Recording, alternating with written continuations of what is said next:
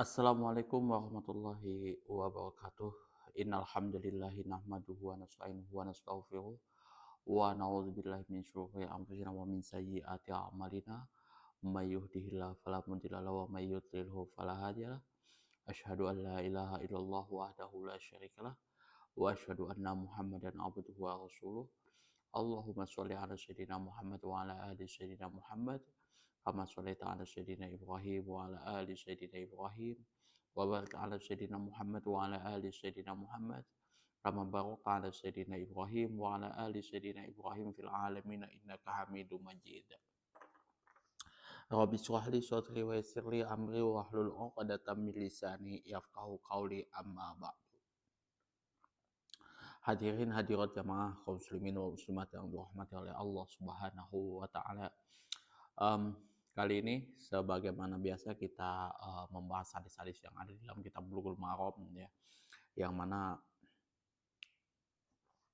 selama perjalanan kita mengkaji hadis-hadis yang ada di dalam kitab Bulughul Maram ini jujur memberikan pencerahan lagi, memberikan manfaat lagi kepada kita ya tentang amalan-amalan yang mesti harus kita kerjakan mengikut Al-Quran dan Sunnah, terutama amalan-amalan yang mesti harus kita beresin dulu, yang mesti harus kita reformasi dulu untuk apa namanya toharohnya, kemudian sholatnya sampai yang lain-lainnya, terutama yang dibahas di sini adalah sholat Jumat ya. Dan kalau kita teman-teman ya mempelajari hadis gitu ya, membaca hadis-hadis Rasulullah Shallallahu Alaihi Wasallam, itu keimanan kita itu ya, Al-Quran dan hadis itu keimanan kita justru harus tambah mantap kayak gitu kan. Terutama ya kalau misalnya kita membahas masalah Al-Quran, tafsirnya apa segala macam, itu banyak hal-hal yang justru menguatkan kita, memberikan semangat kita untuk beribadah, untuk beramal baik, soleh kayak gitu ya. Kemudian hadis pun juga seperti itu ya. Kalau kita mengamalkan apa yang ada di dalam Al-Quran dan hadis-hadis yang sahih seperti itu, kita jauh lebih mantap dan lempeng lah kayak gitu menjalankan amalan-amalan kita ya nggak takut lah kayak gitu kan kalau misalkan kita ini diterima apa tidak, benar apa tidak, ini sudah pasti nggak bakalan khawatir lagi kayak gitu kan, karena ini betul-betul Rasulullah Shallallahu Alaihi Wasallam yang memberikan ijazah kepada kita, bukan orang-orang awam kayak saya ini kan. Itu yang memberikan amalan itu sudah ijazah daripada Rasulullah Shallallahu Alaihi Wasallam. Kalau misalkan kita melaksanakannya dengan niatan ikhlas, tulus, mengabdi kepada Allah Subhanahu wa taala berdasarkan apa yang Allah Subhanahu wa taala dan Rasulullah Shallallahu alaihi wasallam sudah tetapkan, ya semua insya Allah akan berjalan aman. Seperti itu ya. Ya sebagaimana tanggapan orang ya kan, bahwasanya ada apa ya, ustadz-ustadz Wahabi atau apa ya kan yang sering membid'ah-bid'ahkan orang apa segala macam. Ya kalau misalkan di sini ya untuk kajian ini, terutama yang ada di dalam kitab Al-Azkar, bisa mereka bilang itu bid'ah, ya wallahu alam bisawab kayak gitu kan. Karena itu sudah standar ulama-ulama yang sudah ulama-ulama mutakhirin mengikut ulama-ulama yang mutaqaddimin, ulama salafus soleh ya sudah seperti itu, sesuai dengan standarnya kayak gitu kan ya. Walaupun ada beberapa kritikan-kritikan ya dari ulama, kalau misalkan kayak kunut subuh ya di dalam kitab Al-Azkar itu ada beberapa kritikan di situ, tapi is okay di situ. Itu apa ya istilahnya, hanya terlibat apa namanya itu, ikhtilaf-ikhtilaf yang mutabar, nggak sampai jatuh kepada hal-hal yang memang jauh lebih krusial lagi, yang memang nggak masuk di akal dan itu pelik-pelik ya. Hal-hal yang rasanya kayaknya nggak masuk di logika kita. Dan kita di sini sebagaimana biasa kita akan membahas hadis 468 sampai 471, membahas tentang waktu yang mustajab di hari Jumat. Nah, ini patut kita kejar, waktu yang mustajab di hari Jumat itu apa. Karena di sini dijelaskan nanti, waktu yang mustajab itu sangat pendek. Dan itu sangat berarti bagi kita, jangan sampai kelewat dan kita harus betul-betul menjaganya. Nah, nanti kita akan bahas di hadis yang akan kita bahas nanti ya. Wa anhu wa an Abi Hurairah radhiyallahu anhu anna Rasulullah sallallahu alaihi wasallam zakara yaumal jum'ati faqala fihi sa'atun la yuwaqifuha 'abdun muslimun wa huwa qa'imun yusalli yas'alullaha yas'alullahu azza wa jalla syai'an illa a'tahu iyyahu wa asyara biyadihi yuqalliluha muttafaqun alaih. Wa fi riwayatin di muslimin wahia sa'atun khafifatun. Wa an Abi Burdata an Nabihi radhiyallahu anhuma qala sami'tu Rasulullah sallallahu alaihi wasallam yaqulu hiya ma baina ayajlisal imamu ila an tuqdas salatu rawahu Muslim wa rajjahad Daruqutni annahu min qauli Abi Burdata. Wa fi hadisi Abdullah ibni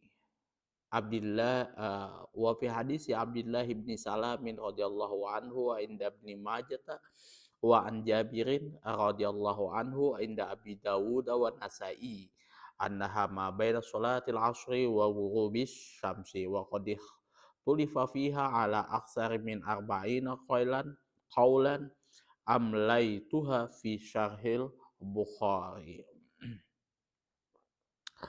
Wa an Abi Hurairah, dari Abu Hurairah radhiyallahu anhu, semoga Allah meridhoi atas beliau, anna Rasulullah, sesungguhnya Rasulullah sallallahu alaihi wasallam, zakara yaumal jum'ati, menceritakan hari Jumat. Faqala fihi, yang mana Rasulullah tersebut bersabda, fihi, pada hari Jumat tersebut, sa'atun, suatu saat ya, suatu hari, la yuwaqifuha abdun muslimun, yang mana seorang hamba yang muslim tidak akan menjumpai, wa huwa qaimun, yang mana dia berdiri, yusolli, dalam keadaan sholat, yas'alullahu azza wa jalla, yang mana dia memohon sesuatu kepada Allah subhanahu wa ta'ala, syai'an, ya, sesuatu, illa a'tahu iya, kecuali Allah akan mengabulkan segala apa yang inginkan. Wa asyara biyadihi yuqalliluha, yang mana Rasulullah Shallallahu alaihi wasallam mengisyaratkan dengan tangannya, memberikan sedikit memberikan waktu yang singkat.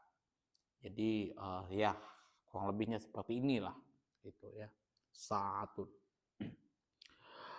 Muttafaqun alaih, hadis ini diriwayatkan oleh Imam Bukhari dan Muslim melalui jalur sahabat yang sama. Wa fi riwayatin li Muslimin, dan menurut riwayat Imam Muslim, wahia sa'atun khafifatun, ya, waktu yang singkat, ya, waktu yang singkat yang harus teman-teman penuhi. Kalau misalkan ini istilahnya betul-betul teman-teman lakukan di waktu yang singkat ini, semua apapun di permintaan kita dipenuhi oleh Allah Subhanahu wa taala di sini. Wa an Abi Burdata an Abihi radhiyallahu anhu maqala, dari Abi Burdah, dari ayahnya, semoga Allah meridhoi atas keduanya, qala, telah berkata, sami'tu Rasulullah sallallahu alaihi wasallam yaqulu, sesungguhnya saya telah mendengar Rasulullah sallallahu alaihi wasallam bersabda, hiya ma baina ayajlisal imamu ila antuq dos salatu. Ini antara waktu mustajab itu antara mulai duduknya imam sampai selesainya sholat. Rawahu Muslim, hadis ini diriwayatkan oleh Imam Muslim. Wa rajjahat Daruqutni, Imam Daruqutni menguatkan annahu min qauli Abi Burdah, yang mana hadis ini dari perkataannya Abu Burdah. Wa fi hadis Abdullah bin Salam radhiyallahu anhu, yang mana hadis ini diketengahkan oleh Abdullah bin Salam, semoga Allah meridhai atas beliau, inda Ibnu Majah, yang ada pada yang diketengahkan oleh Ibnu Majah, wa an Jabirin radhiyallahu anhu, yang mana juga hadis ini dari jalur Jabir, semoga Allah meridhai atas beliau, inda Abi Dawud wa Nasai, yang terdapat pada Abu Dawud, yang diriwayatkan oleh Imam Abu Dawud dan Nasai, annaha, sesungguhnya waktu yang mustajab tersebut ma baina sholatil asri wa ghurubi syamsi, antara sholat asar dan terbenamnya matahari. Wa qadir tulifa fiha ala aksari min arba'ina qaulan, yang mana ini terdapat perselisihan fiha pada saatul ijabah, waktu yang mustajab tersebut, ala aksari min arba'ina, sebanyak 40 lebih kaulan pendapat, amlaituha, yang saya utarakan fi syarhil Bukhari, di dalam kitab syarah Bukhari. Jadi kalau misalkan Imam Ibnu Hajar al-Asqalani menerangkan di dalam syarah Imam Bukhari itu, artinya ini kitab namanya syarah Fathul Bari, ya. Kitab Fathul Bari. Jadi di sini Rasulullah SAW mengetengahkan kepada kita, itu memberikan informasi kepada kita bahwasanya kalau teman-teman di situ ya di hari Jumat itu apa ya, pas betul-betul memanfaatkan waktu yang singkat tersebut, yang mana pada waktu tersebut tiada seorang hamba muslim pun yang dapat menjumpainya sedangkan ia dalam keadaan berdiri dalam sholatnya lalu memohon sesuatu kepada Allah, melainkan Allah Subhanahu wa Ta'ala akan memberikan apa yang akan diminta oleh seseorang tersebut, seraya mengisyaratkan dengan tangannya memberikan waktu yang sedikit, gitu ya, sedikit ya, yang relatif singkat. Dan ada banyak pendapat yang diketengahkan di dalam kitab Fathul Bari, nanti di situ kalau teman-teman bisa cek di dalam kitab Fathul Bari sudah ada yang terjemahannya. Jadi teman-teman bisa pelajari di situ. Saatul ijabah, saatul mubarakah.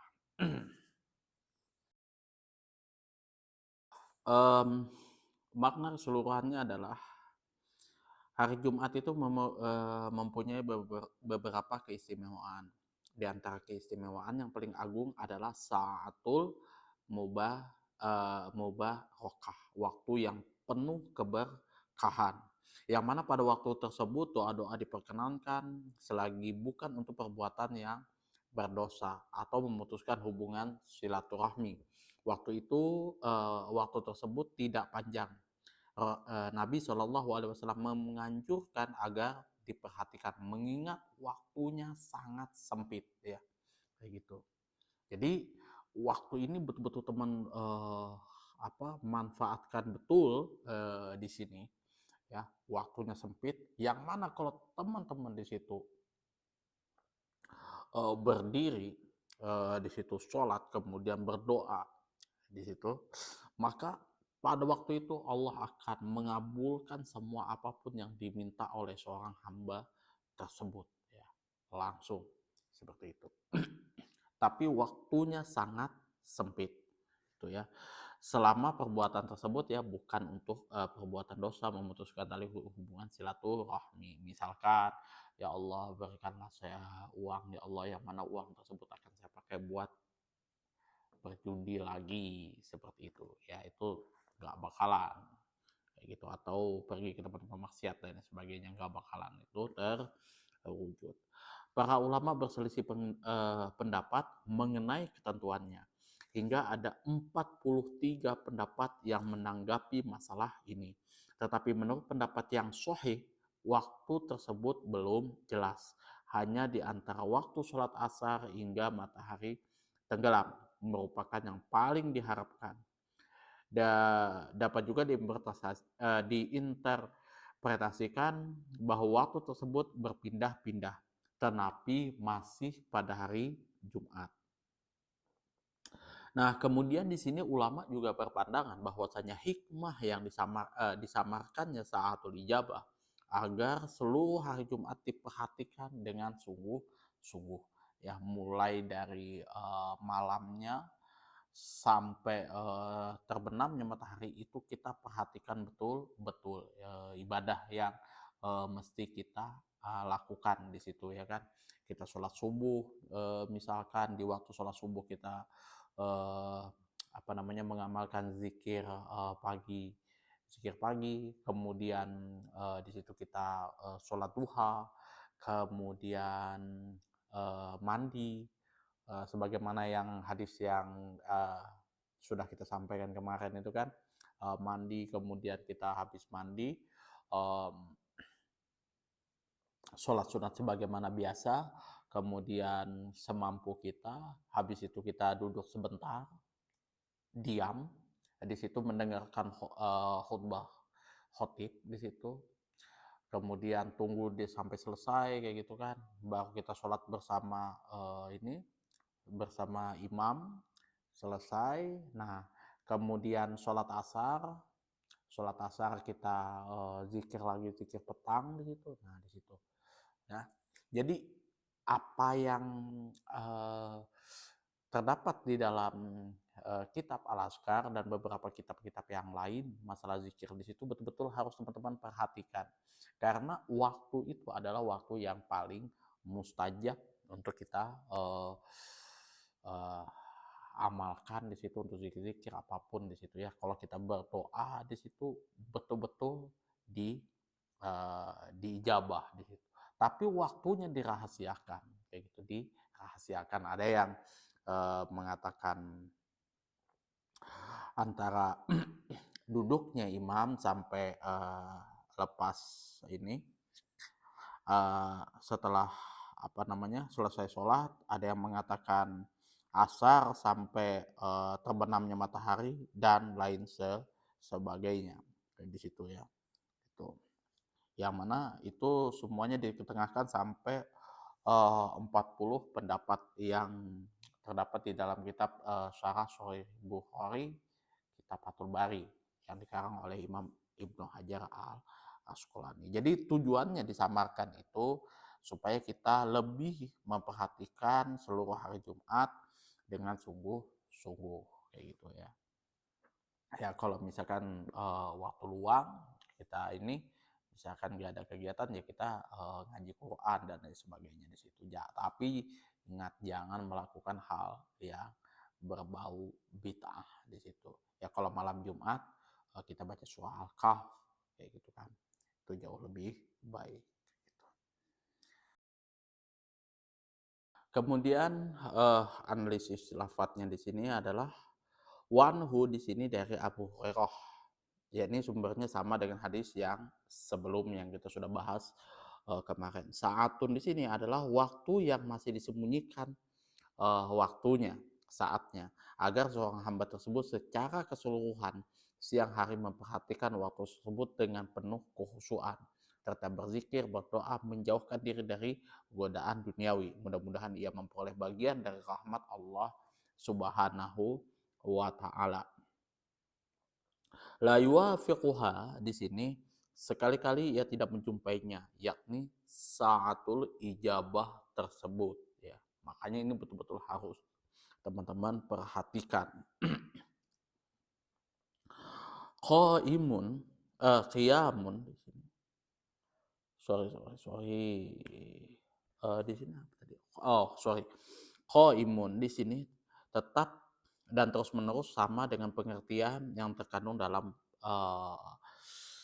Al-Qur'anul Karim surah Al-Imran ayat 75. Madumtu alaihi qaiman, kecuali jika seorang tersebut terus-menerus menagihnya. Yusolli di sini makna asal ada ialah sholat, tetapi makna yang dimaksud hadis tersebut adalah berdoa. Ya, jadi dimaksud bukan sholat ya, sorry tadi, tapi adalah berdoa. Syai'an, suatu permintaan yang layak dimohonkan dan dimintakan oleh seorang muslim kepada Tuhannya, gitu ya, kepada Rabb-nya, ya, yang layak untuk diminta, bukan hal-hal yang maksiat seperti itu. Ma'asyara biyadihi yuqalliluha. Isyarat yang dilakukan oleh Nabi SAW menunjukkan makna yang sempit. Jadi seperti inilah kayak gitu gambarannya lah. Tujuannya untuk menganjurkan dan mengacu agar hal tersebut diperhatikan, mengingat waktunya sangat sempit, tidak lama, tetapi keutamaannya sangat amat berlimpah. Hiya ma baina ayyajlisal imam. Saatul ijabah tersebut terletak sejak imam duduk di atas mimbarnya. Itu ya. Ila antuqda sholatu. Sampai sholat Jumat tersebut selesai dikerjakan. Ma fi hadisi Abdullah bin Salam Inda Ibnu Majah, di sini di dalam hadis tersebut Abdullah ibnu Salam yang ada pada Ibnu Majah, lafadznya dikatakan sebagaimana berikut, bahwa Abdullah ibnu Salam menceritakan qultu wa Rasulullah sallallahu alaihi wasallam jalisun inna lanajidu fi kitabillahi ay Taurati fil jumu'ati sa'atun la yuwaqifuha abdun muslimun yusalli yas'alullaha azza wa jalla fiha syai'an illa qadallahu hajatahu. Qala Abdullahi fa asyara ay Rasulullah sallallahu alaihi wasallam au ba'da sa'atin. Qultu sadaqata ya Rasulullahi au ba'da sa'atin. Qultu ayu sa'atin hiya? Qala akhiru sa'atin min sa'atin nahari. Qultu innaha laysat sa'atas sholati. Qala innal abdal mu'minu iza shalla summa jalasa la yujlisu illa sholatu wa fahuwa fis sholati. Aku berkata ketika Rasulullah Shallallahu Alaihi Wasallam sedang duduk, ya, ini Abdullah bin Salam di sini berbincang-bincang dengan Rasulullah Shallallahu Alaihi Wasallam. Sesungguhnya kami benar-benar menjumpainya di dalam kitab Taurat, ya, bahwa pada hari Jumat tersebut terdapat suatu saat, ya, tiada sekali-kali seorang hamba muslim menjumpainya, sedangkan ia dalam keadaan berdoa meminta sesuatu kepada Allah Subhanahu wa Ta'ala, melainkan Allah menunaikan keperluannya. Abdullah bin Abdissalam melanjutkan ceritanya. Lalu Rasulullah Shallallahu Alaihi Wasallam memberikan isyarat sambil bersabda, atau sebagian dari saat itu, sebagian dari waktu tersebut kurang dari 1 jam. Aku berkata, engkau benar, wahai Rasulullah, atau sebagian dari saat itu, atau sebagian dari waktu itu. Aku bertanya, bilakah waktu tersebut? Rasulullah menjawab, terletak pada akhir siang hari. Aku berkata, sesungguhnya saat itu bukankah waktu untuk sholat? Rasulullah Shallallahu Alaihi Wasallam menjawab, sesungguhnya seorang hamba yang mukmin apabila telah melakukan sholat kemudian dia duduk, sedangkan duduknya itu tiada lain hanyalah karena sholat atau menunggu sholat berikutnya, di situ berarti dia masih berada dalam sholatnya. Jadi orang tersebut tidak mengerjakan sholat, tapi dia cuma duduk-duduk, ya, istilahnya sambil dia berzikir di situ, baca Al-Quran untuk menunggu sholat berikutnya, maka orang tersebut berada dalam sholatnya. Seperti itu, ya.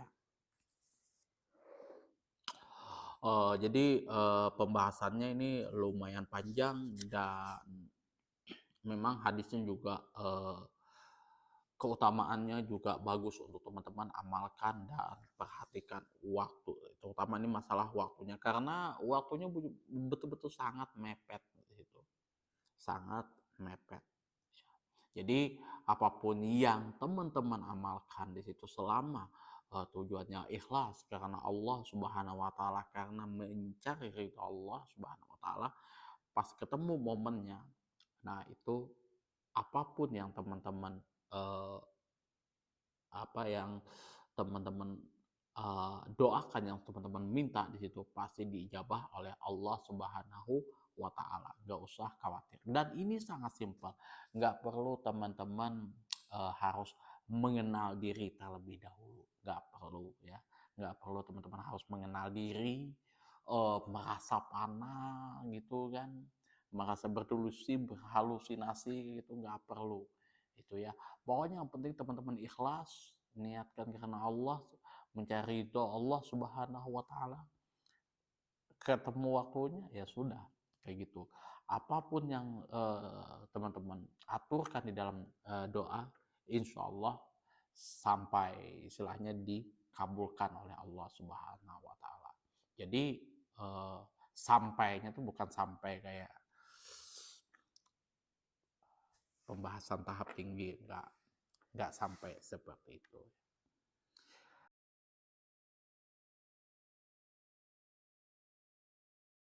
Kemudian, kita akan bahas fikih hadisnya.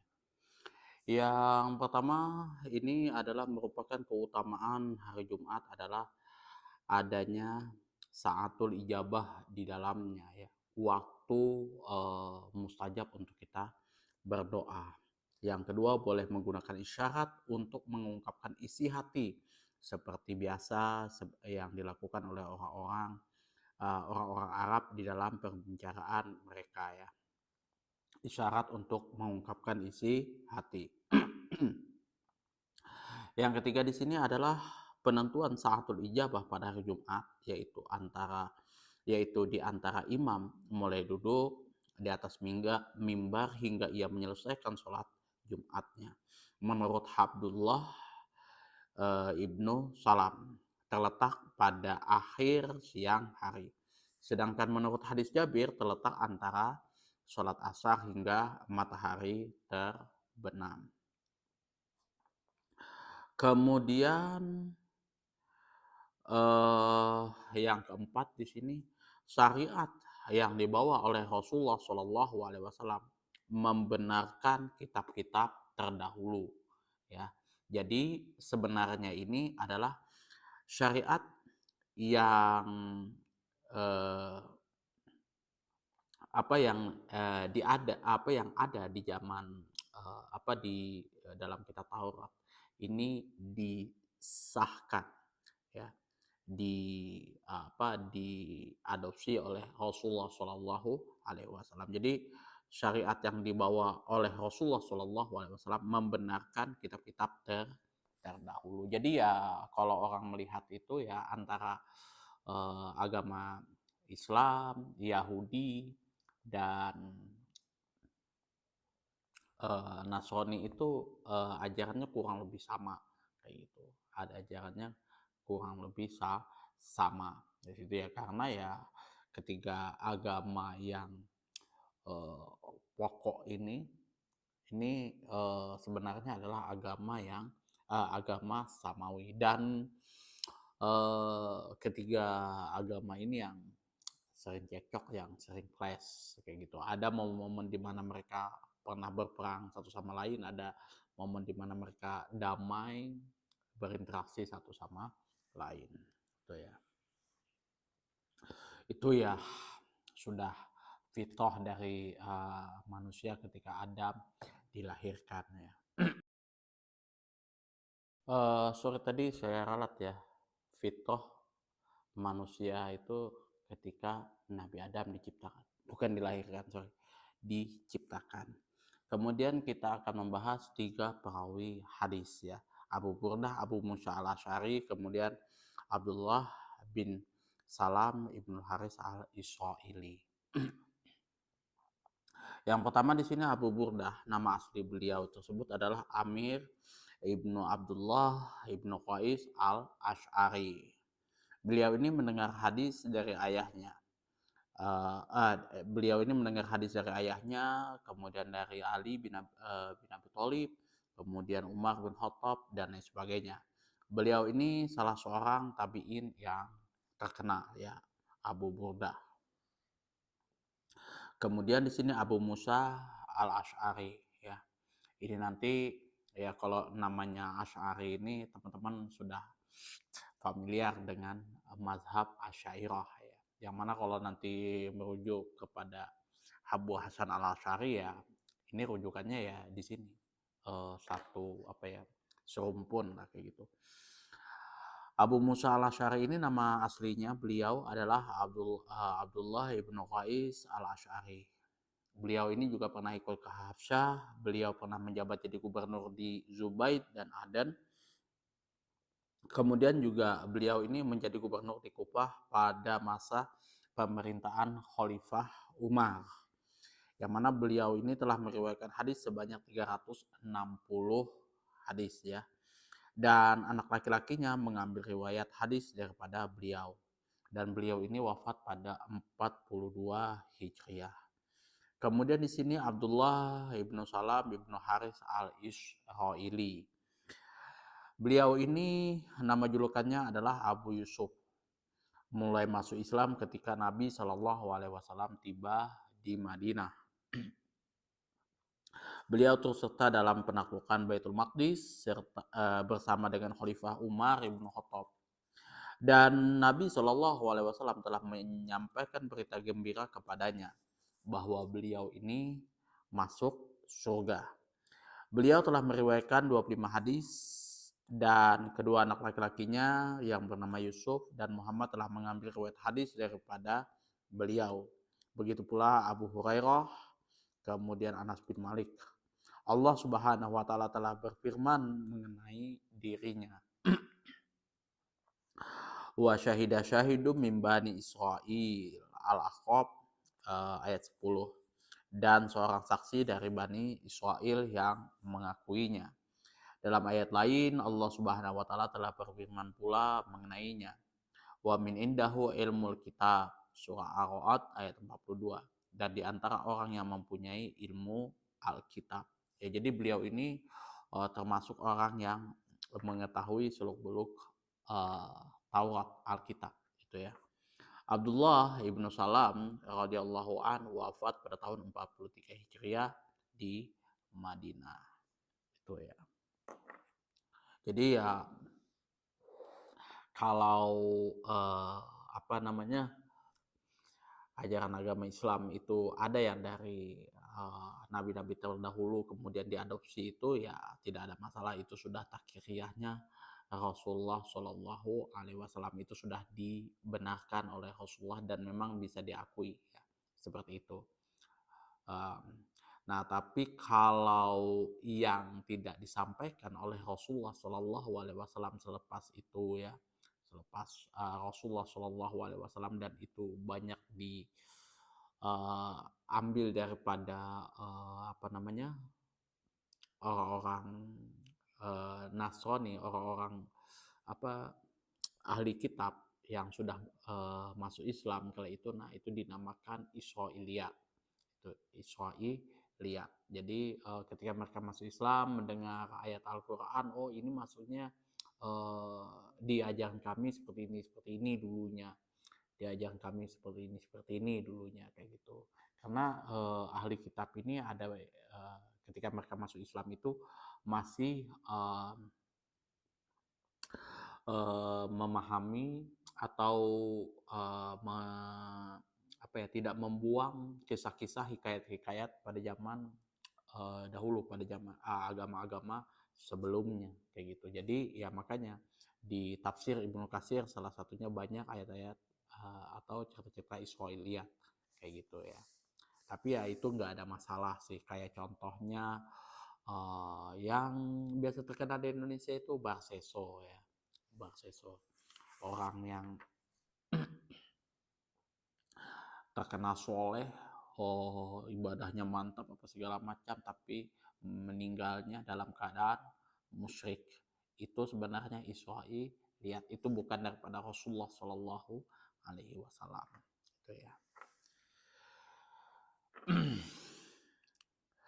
Itu saja yang dapat saya sampaikan, kurang dan lebihnya saya mohon maaf yang sebesar-besarnya apabila ada kata-kata saya yang tidak sesuai dengan hati teman-teman, mungkin ada kata-kata saya yang menyinggung hati teman-teman ya, dan tidak sesuai dengan ekspektasi saya di dalam menyampaikan apa-apa yang ada di dalam kitab Bulughul Maram dan syarahnya Ibanatul Ahkam ya. Apabila ada saran, kritikan, masukan, dan juga pertanyaan, silahkan teman-teman atur di kolom komentar. Akhir kalam, wabillahi taufiq wal hidayah. Assalamualaikum warahmatullahi wabarakatuh.